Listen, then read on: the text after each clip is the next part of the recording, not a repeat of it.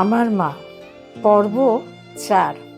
এই পর্বে আমরা বাড়ির সবাই, মা, দাদা, বৌদিরা, আমরা, বন্ধু বান্ধব সকলে মিলে বিভিন্ন সময়ে কেদারনাথ, বদ্রীনাথ, গঙ্গোত্রী, গোমুখ গেছিলাম। সেই সব বেড়ানোর স্টিল ফটো রয়েছে। মার এই স্টিল ফটোসগুলো আমরা আমাদের আজকের এপিসোডে তুলে ধরলাম। দেখো তোমরা সকলে কেমন লাগে জানিও। প্রণাম।